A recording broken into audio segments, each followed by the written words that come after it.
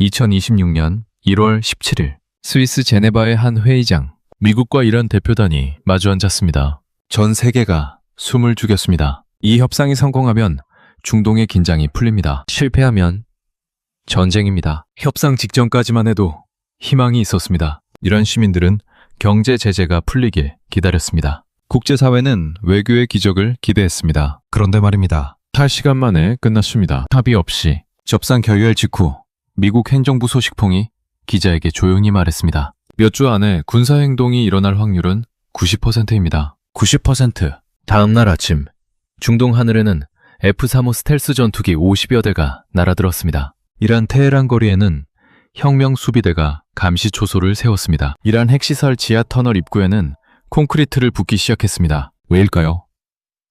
이 전쟁이 여러분과 무슨 상관이냐고요? 한국이 수입하는 원유의 90% 이상이 중동에서 옵니다. 그 원유가 지나는 길목이 지금 전쟁터가 되고 있습니다. 이 이야기는 먼 나라 이야기가 아닙니다. 여러분의 난방비, 장바구니 물가, 그리고 노후 자산과 직결된 이야기입니다. 지금부터 아무도 제대로 말해주지 않았던 진짜 충격을 공개합니다. 끝까지 집중해 주십시오. 2026년 1월 17일 스위스 제네바의 한 회의장, 미국과 이란 대표단이 마주 앉았습니다. 전 세계가 숨을 죽이고 지켜봤습니다. 이 협상이 성공하면 중동의 긴장이 풀립니다. 실패하면 전쟁입니다. 협상 직전까지만 해도 희망이 있었습니다. 이란 시민들은 경제 제재가 풀리길 기다렸습니다. 국제사회는 외교의 기적을 기대했습니다. 그런데 말입니다. 8시간 만에 끝났습니다. 합의 없이 협상 결의할 직후 미국 행정부 소식통이 기자에게 조용히 말했습니다. 몇 주 안에 군사행동이 일어날 확률은 90%입니다. 90%. 다음 날 아침 중동 하늘에는 F-35 스텔스 전투기 50여 대가 날아들었습니다. 이란 테헤란 거리에는 혁명 수비대 감시 초소가 100여 개 세워졌습니다. 이란 핵시설 지하 터널 입구에는 콘크리트를 붓기 시작했습니다. 왜일까요?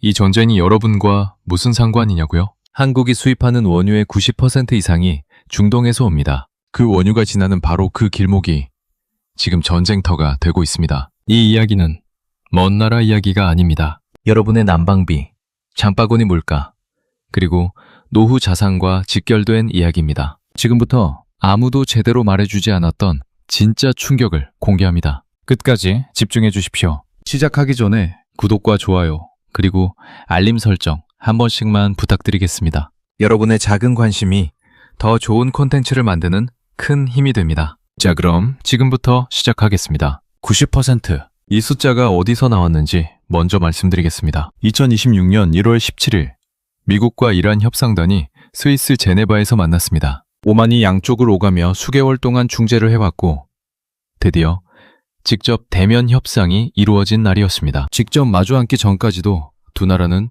같은 방에 앉지 않았습니다. 오만 외무장관이 미국 측 메시지를 받아 이란에 전하고 이란 측 답변을 다시 미국에 전하는 방식으로 협상해왔습니다. 그만큼 두 나라 사이의 불신이 깊었죠. 쟁점은 하나였습니다. 이란의 우라늄 농축 문제였습니다. 미국은 완전 폐기를 요구했습니다. 이란은 60% 수준의 고농축 우라늄을 자국 영토 안에 반드시 보유해야 한다고 맞섰습니다. 이란 외무장관은 공개적으로 선언했습니다. 우라늄 농축을 완전히 없애는 것은 협상 테이블에도 올릴 수 없습니다. 이란 입장에서 핵은 국가 생존의 문제였습니다. 이 선만큼은 어떤 경우에도 물러설 수 없다는 것이었죠. 8시간 동안 협상이 진행됐습니다. 그리고 결렬됐습니다. 그 직후 미국 행정부 소식통이 한 말이 전 세계로 퍼졌습니다. 몇 주 안에 군사행동이 일어날 확률은 90%에 이른다. 90%입니다. 여러분, 90%입니다. 날씨 예보로 치면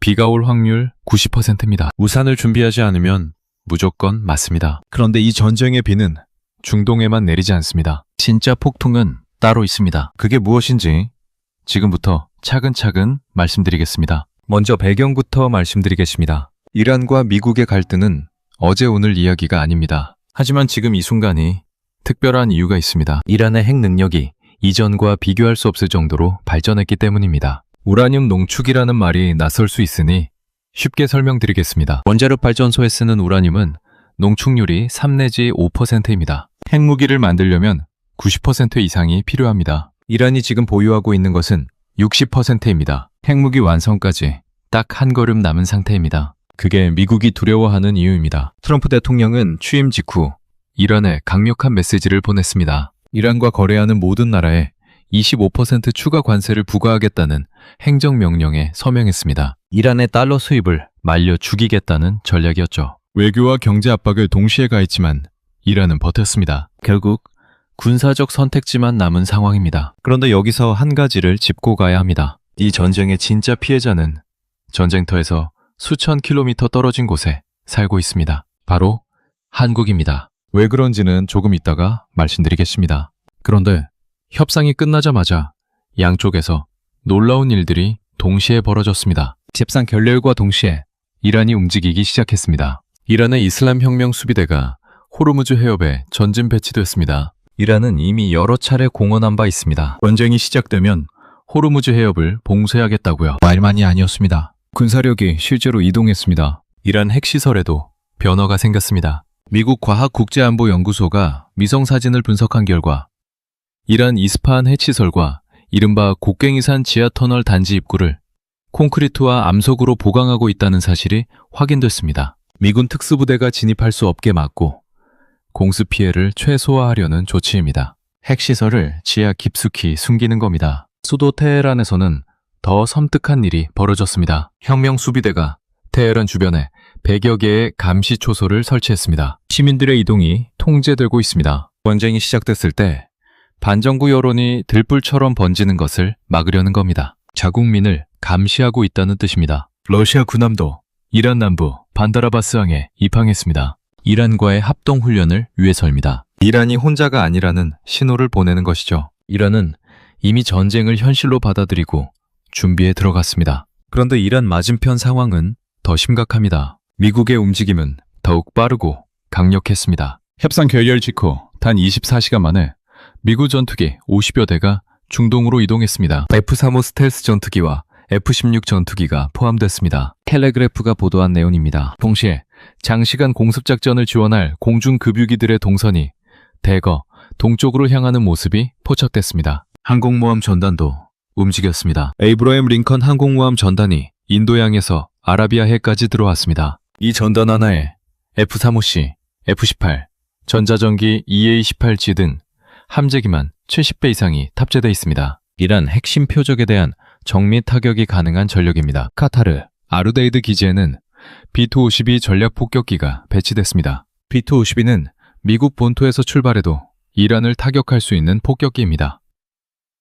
카타르에서 출격하면 더 짧은 시간에 더 자주 타격할 수 있습니다. 주변 미군 기지에서는 비전투 인원과 민간인에 대한 철수 명령이 내려졌습니다. 전쟁이 나면 민간인 피해가 우려되기 때문입니다. 그런데 여기서 중요한 숫자 하나가 있습니다. 세계 원유 수송량의 약 3분의 1이 폭 50km도 안 되는 이 좁은 바다를 지납니다.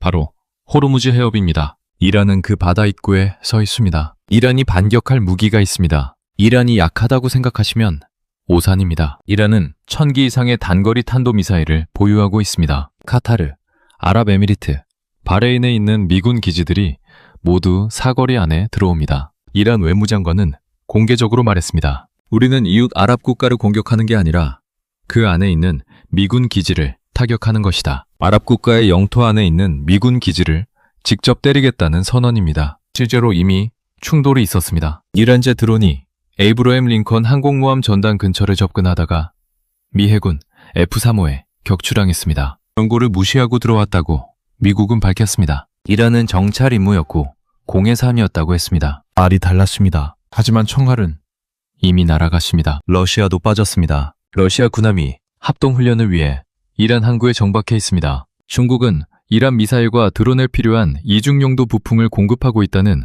미국 싱크탱크의 분석도 나왔습니다. 사실상 강대국들이 편을 나눠서 있는 모양새입니다. 이제 중요한 것은 한 가지입니다. 한국이 수입하는 원유 중 90% 이상이 중동에서 옵니다. 그 원유가 지나는 길이 막히면 어떻게 될까요? 그런데 진짜 문제는 호르무즈 해협 자체가 아닙니다. 호르무즈 해협이라는 이름을 들어보셨습니까? 지도에서 찾아보면 손가락처럼 생긴 좁은 바다입니다. 가장 좁은 곳의 폭이 50km도 안 됩니다. 서울에서 수원까지 거리보다 짧습니다. 그런데 이 작은 바다를 통해 하루에 2천만 배럴의 원유가 지납니다. 전 세계 원유 바다 수송량의 약 3분의 1입니다. 사우디아라비아, 이라크, 아랍에미리트, 쿠웨이트의 원유가 이 길 하나로 세계로 나갑니다. 이란은 이 바다 입구 북쪽에 붙어 있습니다. 이란이 마음먹으면 언제든 이 길을 막을 수 있습니다. 이란은 실제로 여러 차례 봉쇄 의사를 밝혔습니다. 장병 수비대 해군이 지금 이 해협 앞에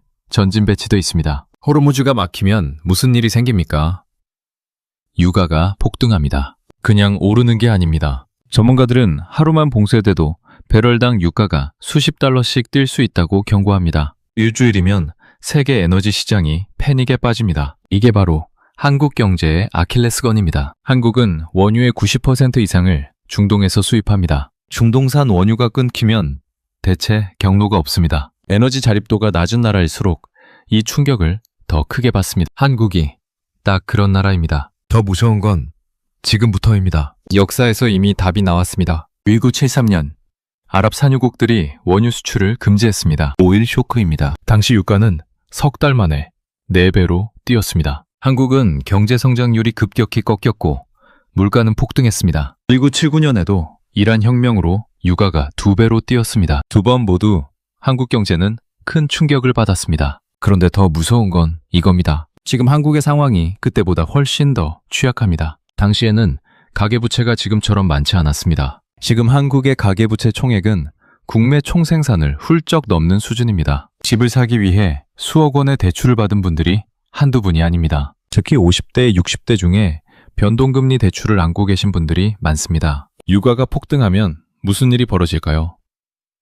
수입 물가가 오릅니다. 물가가 오르면 한국은행은 기준금리를 올릴 수밖에 없습니다. 금리가 올라가면 변동금리 대출 이자가 불어납니다. 매달 나가는 이자가 수십만 원씩 늘어납니다. 소비는 줄고 경기는 꺾입니다. 난방비도 오릅니다. 전기요금도 오릅니다. 슈퍼에 가면 배추값, 고기값이 다 오릅니다. 왜냐하면 모든 물건을 운반하는 트럭과 배가 기름을 쓰기 때문입니다. 에너지 가격이 오르면 결국 모든 것이 오릅니다. 이제 가장 중요한 이야기를 하겠습니다. 직접적으로 말씀드리겠습니다. 유가 폭등에 금리 인상이 겹치면 가장 먼저 타격을 받는 자산이 있습니다. 부동산입니다. 금리가 오르면 주택담보대출 이자 부담이 커지고 집을 살 수 있는 사람이 줄어듭니다. 수요가 줄면 집값이 내려갑니다. 50대, 60대 분들 중에 내 집 하나가 노후 자산의 전부인 분들이 많습니다. 그 자산의 가치가 흔들리는 겁니다. 예금도 안전하지 않습니다. 금리가 오르면 예금 이자도 같이 오른다고 생각하실 수 있습니다. 맞습니다. 하지만 물가가 예금 이자보다 더 빠르게 오르면 실질 구매력이 줄어듭니다. 통장에 돈은 그대로인데 살 수 있는 것이 줄어드는 겁니다. 이것이 인플레이션의 무서움입니다. 연금도 마찬가지입니다. 국민연금과 퇴직연금은 수십 년에 걸쳐 쌓아온 자산입니다. 물가가 폭등하면 매달 받는 연금의 실질 가치가 줄어듭니다. 이제 말씀드릴 수 있습니다. 미국-이란 전쟁은 중동의 전쟁이 아닙니다. 호르무즈 해협이 막히는 순간 유가 폭등과 물가 상승과 금리 인상이 동시에 몰아치는 3중 충격이 한국을 강타합니다. 그리고 그 충격의 정면에 50대, 60대 시니어 세대의 노후 자산이 서 있습니다. 이것이 이 전쟁이 여러분과 직결된 이유입니다. 그렇다면 왜 이렇게까지 됐을까요? 단계를 따라가 보겠습니다. 미국과 이란의 핵협상이 결렬됩니다. 군사 충돌이 시작됩니다. 이란이 호르무즈 해협을 봉쇄합니다. 하루 2천만 배럴의 원유 수송이 멈춥니다. 세계 원유 시장이 패닉에 빠집니다. 유가가 급등합니다. 한국의 수입 물가가 오릅니다. 여기서 끝이 아닙니다. 수입 물가가 오르면 국내 소비자 물가가 오릅니다. 식료품, 교통, 전기, 난방, 공산품 가격이 줄줄이 오릅니다. 한국은행은 인플레이션을 잡기 위해 기준금리를 올립니다. 기준금리가 오르면 시중은행들이 대출금리를 올립니다. 변동금리 주택담보대출 이자가 매달 불어납니다.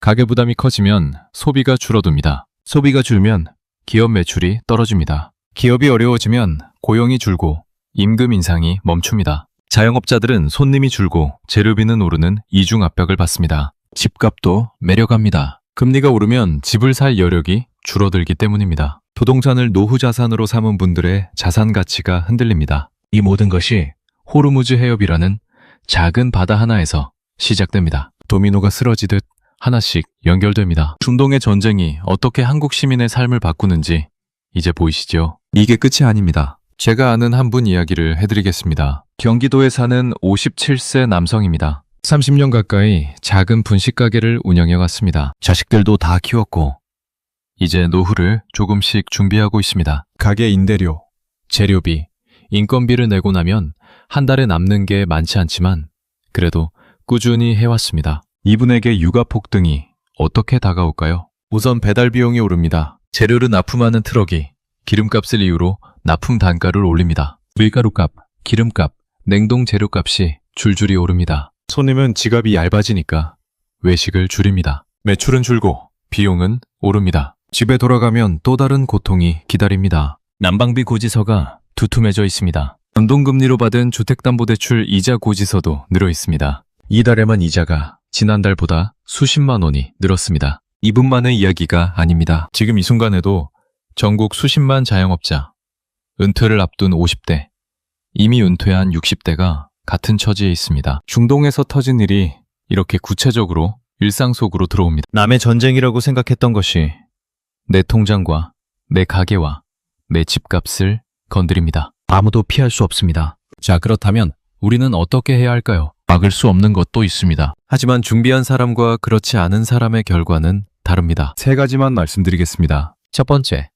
에너지 비용 대비 자금을 따로 마련해 두십시오. 호르무즈 사태가 터지면 가장 먼저 느끼는 것이 난방비와 교통비입니다. 기름값이 오르면 버스, 지하철 요금도 시차를 두고 오릅니다. 전기 요금도 마찬가지입니다. 최소 3개월치 에너지 비용을 예비자금으로 별도 통장에 확보해 두십시오. 급하게 생활비를 건드리지 않아도 되는 완충 역할을 합니다. 큰 돈이 아닙니다. 미리 준비해 두면 당황하지 않습니다. 두 번째, 변동금리 대출을 점검하십시오. 지금 당장 본인이 변동금리 대출을 가지고 있는지 확인하십시오. 변동금리는 기준금리가 오르면 자동으로 이자가 늘어납니다. 금리가 1%만 올라도 2억 원 대출이라면 연 200만 원 이상 이자가 늘어납니다. 이자 부담을 감당할 수 있는지 지금 점검해 보십시오. 여유가 있다면 고정금리로 전환하는 것을 은행에 상담해 보십시오. 전환 수수료와 금리 차이를 따져봐야 하지만 장기적으로 안정성이 높아집니다. 섣불리 결정하지 마시고 반드시 전문 상담을 받으십시오. 세 번째, 중동 뉴스를 경제 뉴스로 읽는 습관을 기르십시오. 지금까지 중동 전쟁 뉴스를 보면서 나와 상관없는 이야기라고 생각하셨을 수 있습니다. 이제는 그러면 안 됩니다. 호르무즈 해협이 뉴스에 나오면 귀를 기울이십시오. 이란 핵 협상이 어떻게 됐다는 소식이 나오면 에너지 가격과 금리를 떠올리십시오. 정보를 먼저 아는 사람이 준비를 먼저 할 수 있습니다. 준비를 먼저 한 사람이 충격을 덜 받습니다. 세상이 복잡해질수록 내 지갑을 지키는 것은 결국 정보입니다. 남들이 불안해할 때 이미 준비된 사람은 흔들리지 않습니다. 마지막으로 정리하겠습니다. 정리해드리겠습니다. 2026년 1월 17일 미국, 이란 핵 협상이 결렬됐습니다. 미국 행정부 소식통은 몇 주 안에 군사행동이 일어날 확률이 90%라고 밝혔습니다. 이란은 전시체제로 전환했습니다. 미국은 전투기 50여 대를 24시간 만에 중동으로 보냈습니다. 양측 모두 전쟁을 준비하고 있습니다. 이 전쟁이 한국과 무관하지 않습니다. 호르무즈 해협이 막히면 한국으로 오는 원유의 90% 이상이 끊깁니다. 유가 폭등이 시작되고 수입 물가가 오르고 기준금리가 오릅니다. 변동금리 대출이자가 불어나고 부동산이 흔들리고 노후 자산의 실질 가치가 줄어듭니다. 50대, 60대 세대가 가장 직접적인 영향을 받습니다. 노후를 위해 평생 쌓아온 것들이 한순간에 흔들릴 수 있습니다. 그러나 준비된 사람은 다릅니다. 에너지 예비자금을 만들어두고 변동금리 대출을 점검하고 중동 뉴스를 경제 뉴스로 읽기 시작하면 됩니다. 완벽한 방어는 없습니다. 하지만 대비하지 않은 것과 대비한 것은 천지 차이입니다. 지금 이 순간에도 시계는 가고 있습니다. 중동의 긴장은 멈추지 않고 있습니다. 당신은 어떤 선택을 하시겠습니까? 선택은 지금입니다. 여러분은 어떻게 생각하시나요? 혹시 중동 상황이 우리 경제에 미치는 영향에 대해 더 궁금한 것이 있으시면 댓글로 자유롭게 남겨주세요. 여러분의 질문이 다음 영상의 주제가 되기도 합니다. 구독과 좋아요는 더 나은 콘텐츠를 만드는 데 큰 힘이 됩니다. 알림 설정까지 해두시면 새로운 영상을 가장 먼저 만나보실 수 있습니다. 다음 영상에서 또 만나겠습니다.